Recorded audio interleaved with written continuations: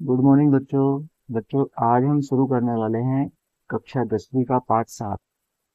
पाठ 7 का जो नाम है वो है निर्देशांक ज्यामिति। इसमें हम प्रश्नावली 7.1 करेंगे। इस पूरे पाठ में दूरी के सूत्र का ही प्रयोग होगा और बहुत ही सरल पाठ है और परीक्षा में इसमें से एक प्रश्न जरूर आता है। तो आप पूरा वीडियो देखें क्योंकि इसमें महत्वपूर्ण प्रश्नों का संग्रह है। साथ में उदाहरणों को भी लिया है जिससे आपके सारे डाउट क्लियर हो जाए और परीक्षा में अगर उदाहरण भी पूछा जाता है तो आप उसको कर पाएं। तो जो पहला हमारा प्रश्न है वो उदाहरण ही है। एक्स तथा वाई में संबंध ज्ञात कीजिए ताकि बिंदु एक्स वाई बिंदु 7 1 तथा बिंदु 3 5 से समदूरस्थ हो। इससे पहले कि वीडियो शुरू करें, आप लोग चैनल पर अगर नए हैं तो चैनल को सब्सक्राइब करें। वीडियो आपको अच्छा लगे उसको लाइक भी करें और दोस्तों के साथ शेयर भी करें। तो हम शुरू करते हैं आज का अपना पहला प्रश्न, जो कि है प्रश्नावली 7.1 का। सबसे पहले हम लिखेंगे दूरी का सूत्र। तो यहाँ लिखेंगे हम सूत्र। और जो दूरी का सूत्र होता है वो होता है हमारा, करनी बनाएंगे और लिखेंगे x2 - x1 कोष्टक बंद, ऊपर लगाएंगे 2 घात। उसके बाद प्लस का चिन्ह लगाएंगे। फिर लिखेंगे y2 - y1 और फिर ऊपर लगा देंगे घात 2। इस प्रकार ये हमारा सूत्र होता है। दूसरा मान पहले और पहला मान बाद में, दोनों के बीच ऋण का चिन्ह है और ऊपर घात लगी हुई है 2। उसके बाद हम इनको जोड़ देंगे। y का दूसरा मान ऋण y का पहला मान, कोष्टक बंद करेंगे, ऊपर 2 घात लगा देंगे। इस प्रकार से हम सूत्र लिख लेंगे। सूत्र में किस प्रकार से हम इनके मान रखेंगे वो देखेंगे। दिया है x तथा y में संबंध ज्ञात कीजिए ताकि बिंदु एक्स वाई बिंदु इतने और इतने से समदूरस्थ है। समदूरस्थ का मतलब है, जैसे हम मान लें कि 3 बिंदु है हमारे पास। एक है हमारे पास एक्स वाई यहाँ पर, जिसका नाम दे दिया हमने P। एक बिंदु हमारे पास Q है जिसका नाम है 7 1। और एक बिंदु हमारे पास R है जिसका मान है 3 और 5।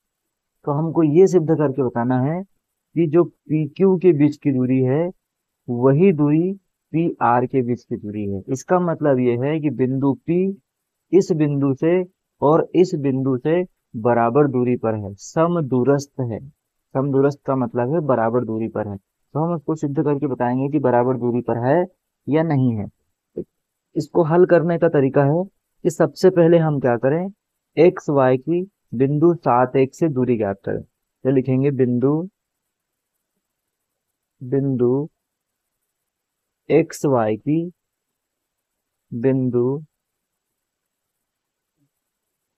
7 1 से दूरी कैसे ज्ञात करें। यहाँ लिखेंगे सूत्र जो ऊपर लिखा है। अब इसी के अनुसार इनको जमाएंगे। पहला बिंदु हमारे पास x1 y1 और यह है x2 y2। सबसे पहले हमारे पास x2 है तो x2 का मान है 7। सामने सामने वाले मान x के होते हैं और पीछे वाले मान y के होते हैं, हम ऐसा भी याद रख सकते हैं। 7 में से घटाएंगे x को, पूरे की घात 2 लगा देंगे, फिर धन लगाएंगे। फिर 1 में से घटाएंगे y को और यहाँ पर हम लगा देंगे पूरे की घात 2। इस प्रकार हम इन दोनों को लिख देंगे।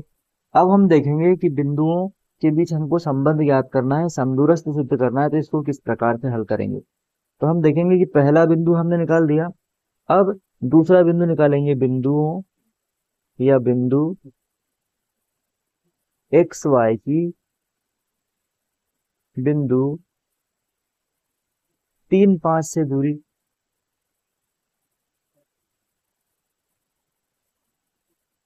3 5 से हम दूरी निकालेंगे तो क्या होगा, जैसा हमने ऊपर जमाया है वैसा का वैसा यहाँ जमा लेंगे। अब क्या होगा, ये x1 y1 ये x2 y2, तो यहाँ घटा देंगे हम 3 में से x पूरे की घात 2 और 5 में से y पूरे की घात 2। इस प्रकार हमारे पास एक समीकरण ये आ गया, एक समीकरण ये आ गया। इनको हम मान लेते हैं समीकरण 1 और समीकरण 2। यहाँ लिखेंगे प्रश्न से। प्रश्न से प्रश्न बोल रहा है कि ये जो दोनों दूरियां हैं वो समदूरस्थ है। अब समदूरस्थ है तो हमको बताना पड़ेगा कि समदूरस्थ का मतलब होता है कि ये दोनों मान जो हमारे पास आए हैं वो बराबर है। तो बराबर है और दोनों में करनी लगी हुई है, तो हम करनी को हटा देंगे और बराबर लिख देंगे। तो यहाँ लिखेंगे 7 ऋण x पूरे का वर्ग धन 1 ऋण y पूरे का वर्ग, बराबर में लिख देंगे हम 3 ऋण x पूरे का वर्ग और धन लिख देंगे 5 ऋण y पूरे का वर्ग। दोनों में करने लगी, करने से करनी कैंसिल होगी, हम उसको हटा देंगे। अब हम इनमें सूत्र लगाएंगे a ऋण b पूरे का वर्ग और इन सबको खोलेंगे। तो 7 का वर्ग मतलब a का वर्ग, 7 का वर्ग होगा 49 धन x का वर्ग, x का वर्ग हो जाएगा ऋण। यहाँ अगर हम सूत्र याद नहीं हो तो हम ऐसा भी कर सकते हैं कि 7 का 7 में गुणा करेंगे आएगा 49, x का x में गुणा करेंगे आएगा x का वर्ग, और वर्ग हमेशा धन के होते हैं इसलिए इनके बीच में हमेशा धन चिन्ह लगता है, चाहे यहाँ ऋण चिन्ह हो। और यहाँ पर जो संख्या है वो इस चिन्ह के हिसाब से आती है, तो यहाँ ऋण है तो यहाँ ऋण लगाएंगे और 7 का गुणा 2 में करेंगे, 7 दूनो आएगा 14 और 7 में लिख देंगे x। ऐसा ही इधर भी करेंगे, 1 का 1 में गुणा करेंगे 1 आएगा, धन लगाएंगे y का y में गुणा करेंगे y वर्ग हो जाएगा, और यहाँ लगाएंगे ऋण क्योंकि यहाँ ऋण लगा हुआ है, और 1 का 2 में गुणा करेंगे 1 दूनो 2 और साथ में y, फिर बराबर लगाएंगे। और बराबर के इधर भी ऐसा ही करेंगे, 3 का 3 में गुणा करेंगे आएगा 9, x का x में गुणा करेंगे x का हो जाएगा वर्ग, ऋण लगाएंगे और 3 का गुणा 2 में करेंगे 3 दूनो हो जाएगा 6x, धन लगाएंगे। और उसके बाद एक कोष्ठक और बचा है उसको करेंगे, 5 का 5 में गुणा करेंगे आएगा 25, धन लगाएंगे y का y में करेंगे y का वर्ग, ऋण लगाएंगे और 5 का 2 में गुणा करने से हो जाएगा 5 दूनो 10y।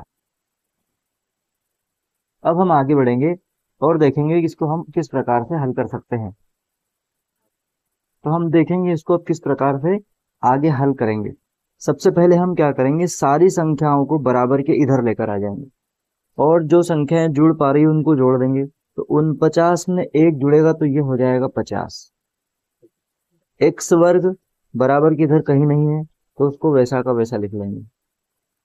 उसके बाद ऋण 14x, कोई इसका साथी नहीं है तो ऋण 14x वैसा का वैसा लिखेंगे। ये एक 49 में जुड़ गया है, y वर्ग को लिख देंगे हम वैसा का वैसे ही, और ऋण 2y को भी हम लिख देंगे वैसा का वैसा। अब बराबर के इधर की जो संख्या है वो उठकर जाएगी बराबर के उधर, तो सबके चिन्ह बदलना पड़ेगा। सबसे पहले हम देखेंगे 9 और 25, इन दोनों को हम जोड़ेंगे तो आएगा 34, और 34 धन का है, बराबर के उधर जाएगा तो ऋण का 34 हो जाएगा। उसके बाद x वर्ग लिखेंगे वो भी ऋण का हो जाएगा, ऋण 6x है वो हो जाएगा धन का 6x, 25 तो 9 में जुड़ गया 34 हो गया। y वर्ग हमारे पास धन का है तो वो भी ऋण का हो जाएगा, और ऋण का 10y है तो वो हो जाएगा धन का 10y। अब हम देखेंगे क्या हो रहा है, ये x वर्ग धन का, ये x वर्ग ऋण का, ये y वर्ग धन का, ये y वर्ग ऋण का, आपस में कट गए। अब हम देखेंगे ऋण का 14x है और धन का 6x है, तो ऋण 14x में से धन का 6x घटेगा तो ऋण का 8x आ जाएगा। उसके बाद ऋण 2y है और धन 10y है, तो 10y में से 2y घटेगा तो धन का हो जाएगा यहाँ पर 8y। उसके बाद हमारे पास 50 और बचा है 34, तो 50 में से 34 घटाएंगे तो यहाँ बचेगा हमारे पास 16 और बराबर हो जाएगा हमारा 0। ये भी हमारा उत्तर सही है अगर हम इतना भी करते हैं तो। और अगर हम इसमें और थोड़ी कलाकारी बताते हैं तो हम ऋण 8 को पूरे समीकरण से कॉमन निकाल सकते हैं।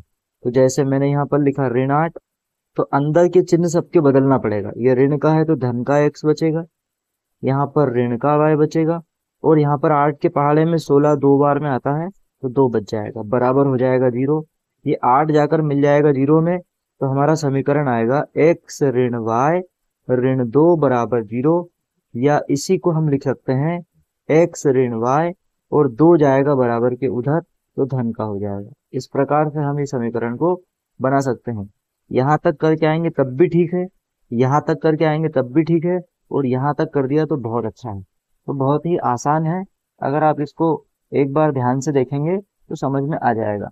दूरी का सूत्र लगाना है इन दोनों में और ये समीकरण बनाना है, फिर दूरी का सूत्र इन दोनों में लगाना है और फिर एक समीकरण बनाना है, और इन दोनों समीकरणों को बराबर रखना है, और बराबर रख के पहली संख्या का वर्ग धन दूसरी संख्या का वर्ग, ऋण है तो ऋण लगाएंगे और इस संख्या का इसमें गुणा करेंगे, 7 दूनी 14, साथ में x है तो x लगा देंगे। इसी प्रकार हम इन चारों को खोलेंगे और फिर सभी को बराबर के इधर ले आएंगे, चिन्ह बदल जाएंगे सभी के, और जो कट रहा कट जाएगा, घट रहा घट जाएगा, बचा हुआ अपना उत्तर है। तो बहुत ही आसान प्रश्न है, लेकिन जब परीक्षा में आते हैं तो हम भूल जाते हैं कि क्या करना होता है, तो इसकी बार बार आपको प्रैक्टिस करना पड़ेगा।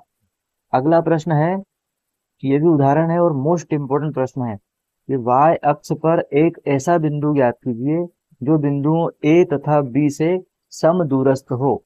तो हम लिखेंगे कि y अक्ष जो होता है, इस प्रकार से हम x और y अक्ष बनाते हैं, x और y। तो y अक्ष इसको बोलते हैं, x अक्ष इसको बोलते हैं।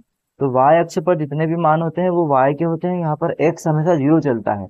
तो हमने मान लिया कि y अक्ष पर कोई बिंदु है, वो है 0 y, क्योंकि x तो वहां पर जीरो रहेगा। अब यहाँ लिखेंगे प्रश्न से। प्रश्न से प्रश्न बोल रहा है कि जो y अक्ष पर बिंदु है वो a तथा b से समदूरस्थ है, तो हम इसको p मान लेते हैं। तो यहाँ लिखेंगे p से, जो समीकरण है उससे लिखेंगे प्रश्न से कि pa का वर्ग जो है वो pb के वर्ग के बराबर है। वर्ग क्यों लगाया, हम pa बराबर pb लिख सकते हैं कि p से a की दूरी और p से b की दूरी आपस में बराबर है। वर्ग इसलिए लगा दिया कि वर्ग से करनी हट जाती है, तो हमको क्या करना पड़ेगा, बार बार करनी नहीं लिखना पड़ेगा। तो आप ऐसा ही लिखेंगे कि पी ए का वर्ग बराबर पी बी का वर्ग। अब हम देखेंगे सबसे पहले यहाँ पर पी और ए के बीच की दूरी, ये ए है और ये पी है। तो क्या करेंगे, पी ए, तो ये वाले जो मान है वो x1 x2 x1 और y1 के हैं, और ये वाले x2 और y2 के हैं। तो हम ऐसा लिखेंगे, सबसे पहले 0-6 पूरे का वर्ग, फिर लिखेंगे y -5 पूरे का वर्ग, बराबर के उधर हम लिखेंगे 0-4 की जगह ये हो जाएगा -4। क्यों, क्योंकि इसके पास ऑलरेडी ऋण है और बीच में ऋण लग रहा है, तो ऋण में ऋण का गुणा होने से धन हो जाएगा। तो ऋण की संख्या जब भी सेकंड नंबर पर लिखी हो तो आपको उसको धन करना है। उसके बाद लिखेंगे y, और यहाँ हो जाएगा -3, पूरे का लगा देंगे वर्ग। क्या रखा हमने, इन दो बिंदुओं के बारे में पहले बात की, तो पहले पहले नंबर पर ये बिंदु आए, बीच में ऋण आया, और दूसरे दूसरे नंबर पर ये वाले बिंदु आ गए। फिर इधर हमने बात की तो पहले पहले नंबर पर फिर से यही वाले बिंदु हैं, बीच में ऋण लगाएंगे और दूसरे नंबर पर ये वाले बिंदु रख देंगे। ऋण लगाते हैं लेकिन यहाँ पर ऋण है, तो ये धन होगा। अब हमने क्या करा, वर्ग लगाया था, तो ये करनी ऑलरेडी हट जाती है। पर अगर आपको पहले सवाल जैसे ही करना है तो आप ये वर्ग को हटा दो, यहाँ से हटा देंगे। अब हम ये करनी से करनी को कैंसिल मान लेंगे। हमारे पास जो बचेगा वो बचेगा 0-6 पूरे का वर्ग धन y -5 पूरे का वर्ग, बराबर हमारे पास आएगा 0-4 पूरे का वर्ग और y -3 पूरे का वर्ग। यहाँ वर्ग लगाकर आप ये वाली स्टेप को खत्म करके डायरेक्ट ये वाली स्टेप भी लिख सकते हैं, लेकिन पिछला सवाल मैंने आपको करने में लिखकर समझाया, तो मैं उसको उसी टाइप से आगे बढ़ रहा हूँ। अब हम देखेंगे कि 0 चला जाएगा, यहाँ केवल ऋण 6 है और वर्ग हमेशा धन का होता है, और वर्ग का मतलब होता है कि हम उसी संख्या में उसी संख्या का गुणा करें। तो 6 का 6 में गुणा करेंगे, आएगा हमारे पास 36। इसको हम हल करेंगे तो इसका हल ऐसा होता है कि हम पहली संख्या का वर्ग करें, धन लगाएं चाहे बीच में ऋण लगा हुआ हो, दूसरी संख्या का वर्ग करें मतलब 5 का 5 में गुणा करें, तो ये आएगा 25। बीच में ऋण है तो यहाँ पर ऋण आएगा, और 5 का 2 में गुणा करेंगे, 5 दूनी आएगा 10, और साथ में लिखना पड़ेगा y। सूत्र अगर याद नहीं तो आप इसको इस प्रकार से भी कर सकते हैं। 4 का 4 में गुणा करने से आएगा 16, 0 तो चला जाएगा, फिर धन लगाएंगे, और y का क्या करेंगे, y -3 का पूरे का वर्ग है तो इसको उसी प्रकार करेंगे, पहली संख्या का वर्ग धन 3 का 3 में करेंगे 9, ऋण लगाएंगे और 3 दूनी हो जाएगा 6, और साथ में लिख देंगे y।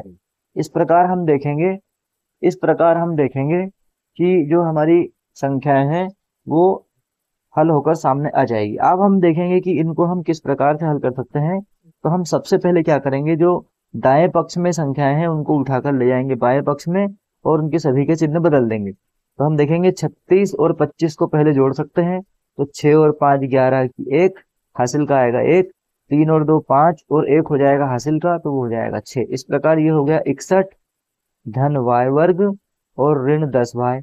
ये वैसे के वैसे उतार दिए। अब जो इस साइड संख्या लिखी है वो बराबर के उधर जाएगी, तो फिर उनके चिन्ह हमको बदलना पड़ेगा। 16 और 9 को पहले हम जोड़ लेंगे, ये हो जाएगा 25, और ये जाएगा बराबर के उधर, तो हो जाएगा ऋण का। ये भी हो जाएगा ऋण का y वर्ग, और ये हो जाएगा धन का 6y बराबर, हमारे पास कुछ बचेगा नहीं तो यहाँ लिख देंगे हम 0। y वर्ग से y वर्ग कटेगा, 61 में से हम घटाएंगे 25 को, तो यहाँ 1 में से 5 घटेगा नहीं, उधार लेंगे, 11 में से 5 गई, यहाँ बचेगा 6, यहाँ बचा उधार देने के कारण 5। अब 5 में से 2 घटाएंगे तो बचेगा हमारे पास 3। यहाँ लिखेंगे हम ऋण 10y में से 6y को घटाएंगे तो यहाँ आएगा ऋण का हमारे पास 4y बराबर है हमारे पास 0। अब यहाँ हम लिखेंगे 36 और बराबर के उधर ले जाएंगे 4y को तो हो जाएगा धन का। इस 4 को हमको हटाना है तो ये आ जाएगा 36 के बटे में, तो 36 के बटे में आएगा 4 बराबर बचेगा y। 4 के पहाड़े में 4 एकम 4 और 4 नाम 36, तो हमारे पास आएगा y बराबर 9। तो हम लिखेंगे बिंदु बराबर 0,9। 0,9 क्यों? क्योंकि पहला मान हमारा 0 था और जो y का मान है वो हमारे पास 9 निकल कर आ गया, तो इस प्रकार हमारा 0,9 उत्तर आ जाएगा। तो परीक्षा में ऐसे प्रश्न बहुत बार पूछे गए हैं, मोस्ट टाइम की प्रश्नों की श्रेणी में आते हैं, इसलिए इन प्रश्नों को जरूर करें, प्रश्नों को छोड़े नहीं। जैसा पिछला प्रश्न था उसी प्रकार से प्रश्न हल किया गया है। अब हम आते हैं प्रश्नावली पर। प्रश्नावली में हमको पहला प्रश्न दिया हुआ है 7.1 में कि बिंदुओं के निम्नलिखित युग्मों के बीच की दूरी ज्ञात कीजिए। पहला बिंदु दिया है 2, 3 और 4, 1। दूरी का सूत्र पहले भी मैंने लिखा था, इसको इस प्रकार से भी लिख सकते हैं और इस प्रकार से भी लिख सकते हैं, क्योंकि इसको अगर हम आगे और इसको पीछे लिख देंगे कोई फर्क नहीं पड़ेगा। जैसे 2 धन 3 बराबर भी 5 होगा और 3 धन 2 बराबर भी 5 होगा। अब हम देखेंगे इनकी दूरी हम किस प्रकार से निकाल सकते हैं। सबसे पहले दूरी का सूत्र हमने लिखा x2 माइनस x1, तो जो पहले पहले मान होते हैं वो होते हैं x1 और y1 के, और जो दूसरे दूसरे मान होते हैं वो होते हैं x2 और y2 के। सूत्र में हम जमा लेंगे, x2 में से x1 हमको घटाना है तो हम देखेंगे x2 का जो मान है हमारे पास वो है 4, और जो x1 का मान हमारे पास है वो है 2 पूरे का वर्ग। y2 का हमारे पास जो मान है वो है 1 और y1 का हमारे पास जो मान है वो है 3। अब हम देखेंगे आगे क्या होगा। हम देखेंगे 4 में से 2 घटेगा तो 2 बचेगा, पूरे का वर्ग लगाएंगे, और ऋण 3 में से 1 घटेगा तो ऋण 2 बचेगा, पूरे का वर्ग लगाएंगे। अब हम देखेंगे कि 2 का वर्ग होता है 4 और यहाँ ऋण 2 का वर्ग भी होगा 4। संख्या जो भी हो उसी का हमको वर्ग करना है, ऋण का चिन्ह वर्ग में नहीं आता है। तो हम देखेंगे कि 4 का 4 में जोड़ जो है वो 8 आता है, हम ये लिखेंगे तब भी हमारा उत्तर सही है। और अगर हम इसको इस प्रकार से लिख पाए 2 गुना 2 गुना 2, 8 को लिखते हैं 2 गुणित 2 गुणित 2, इस प्रकार से 2 चौक 8, 2 दूनी 4 और 2 एकम 2। इस प्रकार हम 8 को लिख सकते हैं 2 गुना 2 गुना 2, जिसका जोड़ा बन जाएगा वो आ जाएगा बाहर और जिसका जोड़ा नहीं बना वो रहेगा अंदर। इस प्रकार से भी हम लिख सकते हैं। गुणनखंड किस प्रकार से निकालेंगे पार्ट 1 के वीडियो बने हुए हैं, उसमें जाकर आप देखेंगे तो आपको ये भी और समझ में आ जाएगा। इस प्रकार से हम दूरी के सूत्र का प्रयोग करके प्रश्नों को हल करते हैं। ये भी परीक्षा में लगभग प्रत्येक वर्ष पूछा जाता है प्रश्न। इसी प्रकार के प्रश्न जुड़े हैं जो कि परीक्षा में आते रहते हैं, तो आप इनको जरूर करें। उसके बाद हम देखेंगे कि ऋण 5, 7 और ऋण 1, 3 के बीच की दूरी कैसे याद करेंगे। तो हम लिखेंगे हल, यहाँ लिखेंगे सूत्र। सूत्र जो होता है x2 माइनस x1 पूरे का वर्ग y2 माइनस y1 पूरे का वर्ग। तो हम इसको जमाएंगे किस प्रकार से, x2 मतलब ऋण 1, दूसरे वाले मान 2 2 वाले हैं, बीच में ऋण लगाएंगे, और फिर x1। अब x1 के मान में ऑलरेडी ऋण आ गया तो हम क्या करेंगे, इसको धन कर देंगे। पहले वाले जो दूसरे नंबर पर मान दिए हैं वो पहले नंबर पर लिखाते हैं तो उनके चिन्ह कभी नहीं बदलेंगे, लेकिन जो पहले वाले नंबर पे मान दिए हैं वो दूसरे नंबर पर लिखाते हैं, ये 1 1 यहाँ लिखाता है। तो इनमें अगर चिन्ह ऋण का लगा हुआ तो उसको धन करना जरूरी होता है। उसके बाद धन x2 y2 का जो मान है वो है 3 और उसमें से माइनस कर देंगे 7 पे, तो ये हो जाएगा हमारा इस प्रकार से। अब हम देखेंगे इसको कैसे हल करेंगे। तो 5 में से 1 गई, बचेगा 4, यहाँ लगा देंगे वर्ग, और ऋण 3 में से ऋण 7 में से 3 घटेगा तो यहाँ बच जाएगा ऋण 4, इसका भी कर देंगे वर्ग। अब हम देखेंगे कि 4 का वर्ग होगा 16। यहाँ भले ऋण लगा लेकिन वर्ग हमेशा धन का ही होता है, तो ये भी हो जाएगा 16। और 16 में 16 जोड़ने से आता है 32। यहाँ तक कर दोगे तब तब भी ठीक है। और अगर नहीं तो आप 32 को इस प्रकार से लिख सकते हैं। 32 बहुत पॉपुलर संख्या है जो कि 2 को 5 बार लिखने पर आती है। ये जोड़ा बना, ये जोड़ा बना, एक दो यहाँ से बाहर, एक दो यहाँ से बाहर, और ये वाले दो का जोड़ा बना नहीं तो अंदर ही रहेगा। तो दो दूनी हो जाएगा 4, और करने के अंदर रहेगा हमारा 2। इस प्रकार से हम इन प्रश्नों को हल करेंगे। बहुत ही सरल प्रश्न है लेकिन परीक्षा में पूछे जाते हैं, इसलिए इनको आपको छोड़ना नहीं है। अब कई बार क्या होता है कि संख्याएं रहती है तो हम हल कर लेते हैं, लेकिन एबीसीडी के अक्षर देखकर हम घबरा जाते हैं। तो इसको किस प्रकार से हल करेंगे, वही सूत्र इसमें लिखेंगे। x2 माइनस x1 पूरे का वर्ग धन y2 माइनस y1 पूरे का वर्ग। तो हम देखेंगे इसको किस प्रकार से हल करेंगे। x2 मतलब ऋण है, x1 मतलब a, बीच में ऋण लगा है, सूत्र में ऋण लगाएंगे, पूरे का वर्ग धन y2 का मान ऋण b और y1 का मान b, सूत्र में बीच में ऋण है तो हम ऋण लगा देंगे। उसके बाद हम देखेंगे इसको किस प्रकार से हल करेंगे। ऋण a में ऋण a जुड़ेगा तो ऋण का 2a हो जाएगा धन, यहाँ ऋण b में ऋण b जुड़ेगा तो ऋण का 2b हो जाएगा। अब हम देखेंगे कि हमारे पास करने के अंदर क्या बचा है। ऋण हो या धन हो, वर्ग हमेशा धन की संख्या ही आएगी। तो 2 का वर्ग हो जाएगा 4 और a का वर्ग लिख देंगे धन, यहाँ भी 2 का वर्ग हो जाएगा 4 और यहाँ b का वर्ग लिख देंगे। अब हम क्या करेंगे, दी गई करनी में दोनों में 4 है तो 4 को लिख देंगे कॉमन। यहाँ आएगा हमारे पास a वर्ग धन b वर्ग। अब 4 को हम लिख सकते हैं 2 गुणा 2, और कोष्टक में हमारे पास है a वर्ग धन b वर्ग। अब यहाँ इसका जोड़ा बन गया है, जोड़ा बन गया है तो हम इसको निकाल देंगे बाहर। अंदर हमारे पास करनी में बचेगा a वर्ग धन b वर्ग। अब आपके दिमाग में एक बात ये आ सकती है कि ये a वर्ग मतलब a गुणा a भी तो 2 बार लिखा है, धन b गुणा b भी 2 बार लिखा हुआ है, तो ये बाहर क्यों नहीं निकले। तो धन और ऋण का चिन्ह अगर अंदर लगा हुआ हो तो हम इनको बाहर नहीं निकाल सकते। बाहर निकालने के लिए इनके बीच में गुणा का चिन्ह होना आवश्यक होता है।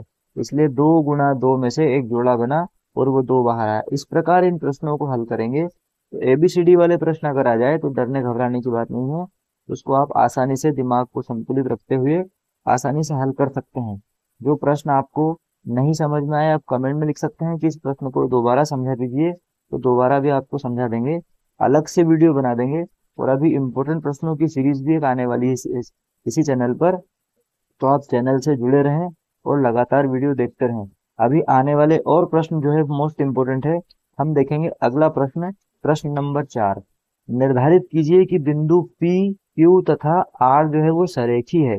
सरेखी का मतलब है कि एक ही रेखा पर है। तो हम देखते हैं सबसे पहले कि P और Q के बीच की दूरी निकालने पर क्या होता है। हम देखते हैं कि ऐसा सरेखी में हम एक और बात का ध्यान रखेंगे कि कोई बिंदु अगर सरेखी है तो हम उसको किस प्रकार से सिद्ध कर पाएंगे। जैसे मान लेते हैं कि यहाँ से यहाँ तक की दूरी 3 सेंटीमीटर है और यहाँ से यहाँ तक की दूरी भी 3 सेंटीमीटर है, हो सकता है 4 सेंटीमीटर भी हो, लेकिन इन दोनों को जोड़ने पर 3 जो है हमारे पास वो है आता है 6। तो हम जब इस बिंदु और इस बिंदु के बीच की दूरी याद करें तो वो 6 सेंटीमीटर आना चाहिए। मतलब दो टुकड़ों की जो दूरी है वो टोटल मिलाकर पूरी रेखा की लंबाई अगर आ जाती है तो सरेखी है, और अगर ऐसा नहीं होता है तो नहीं है। सबसे पहले हम P और Q के बीच की दूरी निकालेंगे, तो यहाँ लिखेंगे PQ के बीच की दूरी हमने लगा दिया यहाँ पर वर्ग, और वर्ग नहीं लगाना है तो आप बिना वर्ग लगाई करें, यहाँ पर करनी में मान लिखते जाएंगे। हम देखेंगे x2 मतलब 2, x1 मतलब 1 पूरे का वर्ग धन y2 मतलब 3 और y1 मतलब 5 पूरे का वर्ग। अब हम देखेंगे इनको किस प्रकार से हल करेंगे। तो हम देखेंगे यहाँ पर कि 2 में से 1 गई, 1 बचेगा, और ऋण 5 में से 3 गई तो ऋण 2 बचेगा। आप देख पा रहे होंगे करने के अंदर बचेगा 1 का वर्ग 1 और 2 का वर्ग हो जाएगा 4। इस प्रकार हम लिख देंगे यहाँ 4 और 1 हो गया हमारा 5। तो इस प्रकार से हम लिख देंगे 1 और 4 को जोड़कर 5। अब हमने पी क्यू का मान निकाल लिया, अब हम निकालेंगे क्यू आर का मान। तो यहाँ लिखेंगे क्यू आर, फिर करनी बनाएंगे और Q और R को देखेंगे तो ऋण 2, ये x2 का मान है, इसमें से हम घटाएंगे धन 2 को। उसके बाद हम लिखेंगे इसका दूसरा मान, इसका दूसरा मान क्या हो जाएगा 11, और इसमें से कम हो जाएगा 3। तो हम देखेंगे हमारे पास जो संख्या निकल कर आई है, ये हो गया ऋण 2 ऋण 2 ऋण 4, और यहाँ 11 में से 3 घटाएंगे तो 8 बचेगा, ये हो गया 8 का वर्ग। अब हमारे पास जो संख्या आ गई वो है 4 का वर्ग 16 और 8 का वर्ग हो गया 64। संख्याओं को हम जोड़ते हैं तो क्या आएगा 64 और 6 हो गया 70 और 10 हो जाएगा हमारा 80। तो इस प्रकार आ गया हमारे पास यहाँ पर करनी में 80। अब उसके बाद में हम देखेंगे पी क्यू का मान निकाल दिया हमने और साथ में निकाल दिया हमने क्यू आर का मान। अब हमको निकालना पड़ेगा आर पी या पी आर का मान। तो यहाँ हम निकालेंगे, अब आर जो है हमारे पास, ये पहला बिंदु दूसरा बिंदु है, तो आर वाला दूसरा बिंदु है, तो हम ऋण 2 में से घटाएंगे ऋण 1 को। उसके बाद हम घटाएंगे 11 में से ऋण 5 को, 11 में से ऋण 5 हो जाएगा। अब हम देखेंगे क्या हो रहा है, 2 और 1 जुड़ेंगे हो जाएगा 3,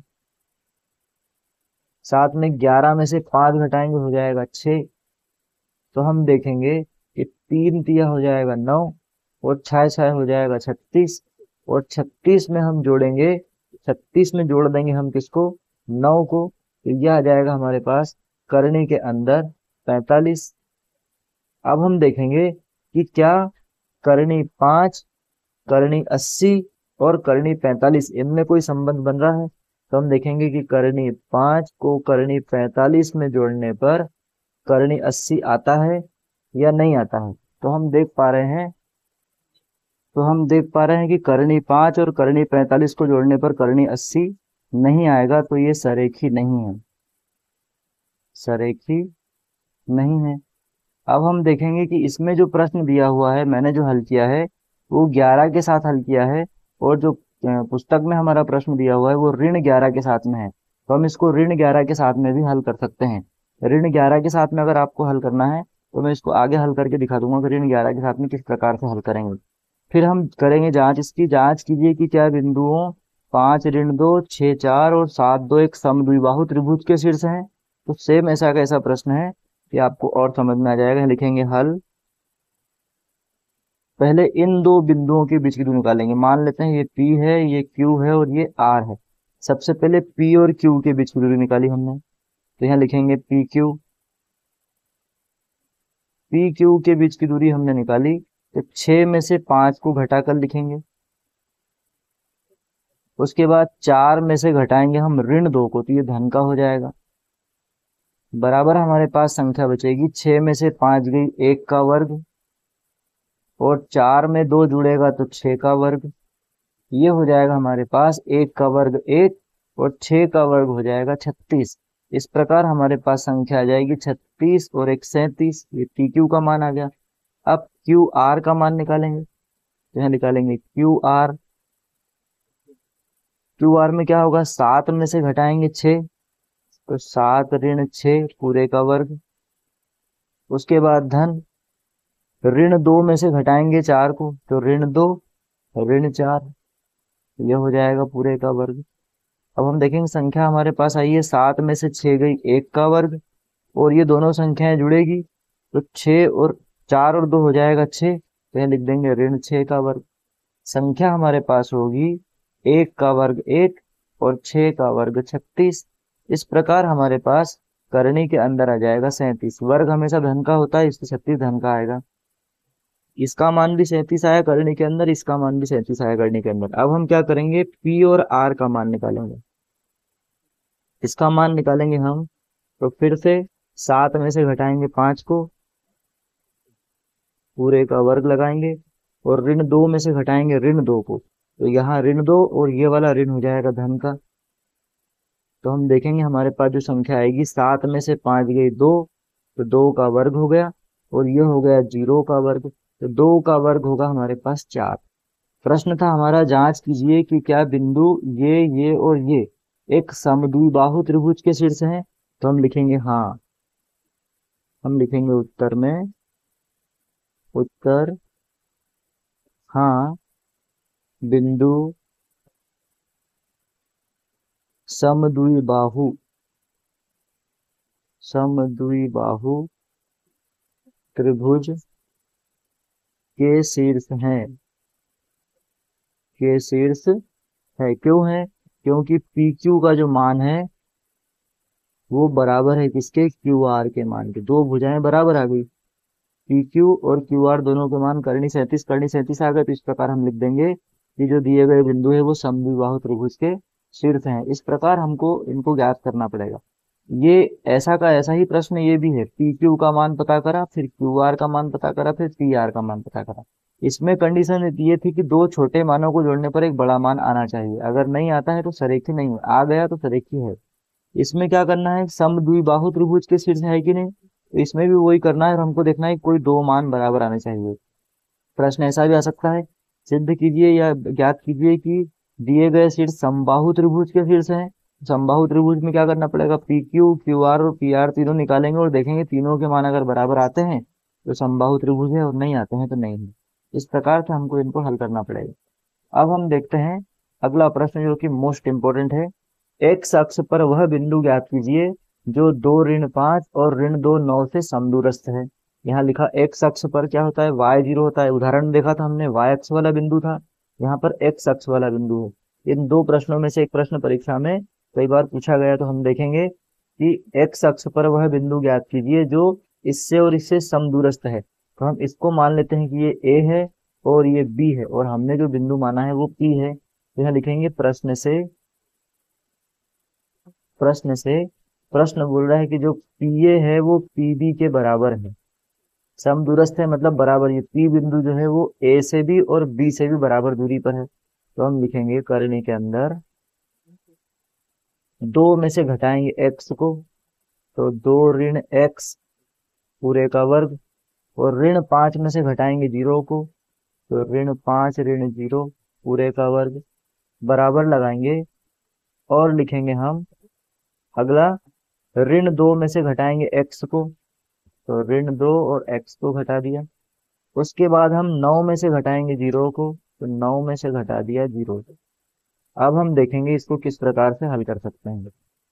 तो हम देखेंगे कि 2 का हो जाएगा 4, एक्स का हो जाएगा वर्ग, 2 का वर्ग 4, एक्स का वर्ग, और यहाँ ऋण है तो ऋण लगाएंगे, और साथ में 2 दूनी हो जाएगा 4 और लिख देंगे एक्स।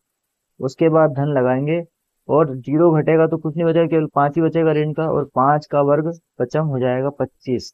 ऋण की संख्या है लेकिन वर्ग हमेशा धन की संख्या ही आता है।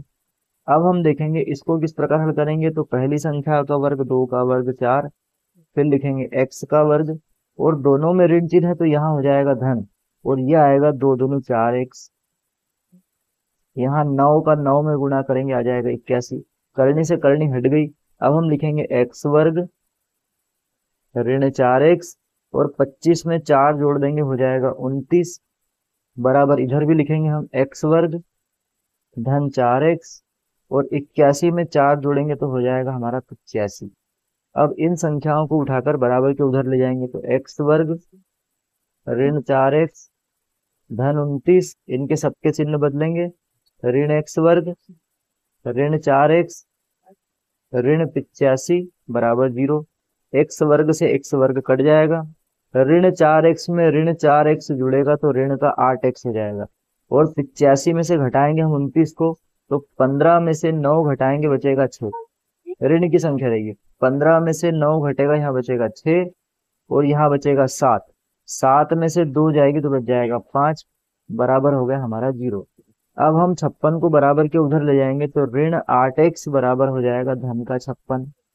x बराबर हम लिखेंगे धन का 56, और बटे में चला जाएगा ये ऋण 8। 8 एकम 8, 8 सतु 56, और किसी एक ही संख्या में ऋण था तो हमको ऋण लगाना पड़ेगा। इस प्रकार हमारे पास जो बिंदु है वो निकल कर आ जाएगा ऋण 7, और 7 में आ जाएगा 0। इस प्रकार हम इनको हल कर सकते हैं।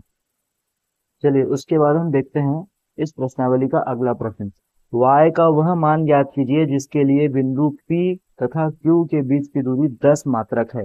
तो हम लिखेंगे यहाँ पर, और सूत्र उसी प्रकार हमारा रहेगा, और इसको हम जमा लेंगे फिर से। सूत्र आपको हर प्रश्न में लिखना है। मैं हर प्रश्न में इसलिए नहीं लिख रहा हूँ क्योंकि हर बार अगर हम लिखेंगे तो वीडियो और लंबा हो जाएगा। एक बार मैंने सूत्र लिख दिया, लेकिन आपको तो एक ही प्रश्न परीक्षा में आएगा, इसलिए आपको सूत्र जरूर लिखना है। तो हम यह लिखेंगे, 10 में से घटाएंगे 2 को, 10 में से घटाया 2 को और वर्ग लगा दिया, और y में से घटाएंगे 3 को, तो ये ऋण 3 है तो धन 3 हो जाएगा, यहाँ लगा देंगे वर्ग, और यहाँ हमको दिया है 10। अब लिखेंगे दोनों पक्षों का वर्ग करने पर। ऐसा अभी तक इसलिए नहीं लिखा क्योंकि दोनों पक्षों में करनी थी, हट रही थी, लेकिन यहाँ पर क्या है, करनी नहीं है। उनमें भी हमको लिखना चाहिए दोनों पक्षों का वर्ग करने पर, क्योंकि वर्ग से करनी हटती है। दोनों पक्षों का